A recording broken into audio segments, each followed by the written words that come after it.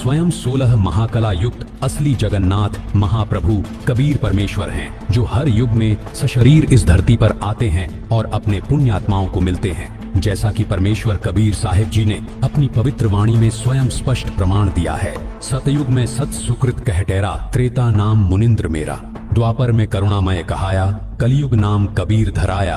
दर्शकों, अब यह प्रमाणित करते हैं कि संत अच्युतानंद जी की आत्मा चारों युगों में वास्तव में पूर्ण परमेश्वर कबीर साहिब जी के ही साथ रही है। सतयुग में कबीर परमेश्वर सत सुकृत नाम से प्रकट हुए थे, जिन्हें उस समय वामदेव के नाम से भी जाना जाता था। उस युग में अच्युतानंद जी की आत्मा कृपाजला ऋषि के रूप में थी। परमेश्वर कबीर जी ने ऋषि वेशभूषा धारण करके उन्हें तत्व ज्ञान समझाया और नाम दीक्षा भी दी। यद्यपि अज्ञानवश उस समय उन्हें पूर्ण विश्वास नहीं हो पाया कि ये ही भगवान हैं, लेकिन वे परमेश्वर की शरण में अवश्य आ गए थे।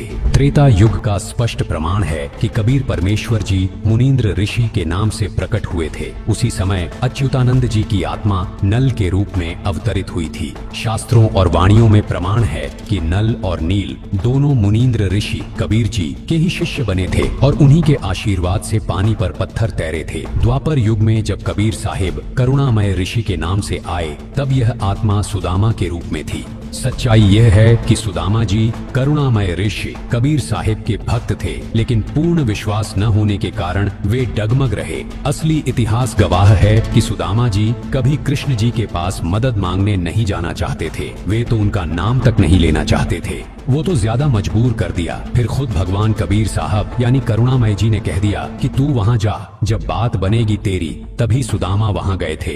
कलयुग में स्वयं परमेश्वर कबीर नाम से सन 1398 से 1518 तक सशरीर इस धरती पर लीला करके गए। ठीक उसी दौरान संत अच्युतानंद जी भी 1480 से 1518 तक उनके समकालीन रहे हैं और कबीर परमेश्वर द्वारा बहुत सी लीलाएं उड़ीसा प्रांत में की गई हैं, जिसके कई प्रमाण वहां आज भी मौजूद हैं। सबसे बड़ा प्रमाण, आप ध्यान दें कि आज के गुरु अपने नाम के साथ आचार्य जैसे अनिरुद्धाचार्य, शंकराचार्य, प्रेमानंद, शंकरानंद, रामानंद, ब्रजानंद या नाथ लगाते हैं, लेकिन अच्युतानंद जी ने अपने नाम के पीछे दास लगाया। दास शब्द की यह परंपरा कबीर परमेश्वर जी के ही अनुयायियों की पहचान है। जैसे संत कबीर दास, संत रविदास, संत गरीबदास आदि, यह दास शब्द स्वयं प्रमाणित करता है कि अच्युतानंद जी कबीर साहिब जी से ही दीक्षित थे। इन चारों युगों के क्रमबद्ध और अकाट्य प्रमाणों से यह पूर्ण रूप से सिद्ध हो जाता है कि संत अच्युतानंद जी, जो सुदामा वाली आत्मा थे,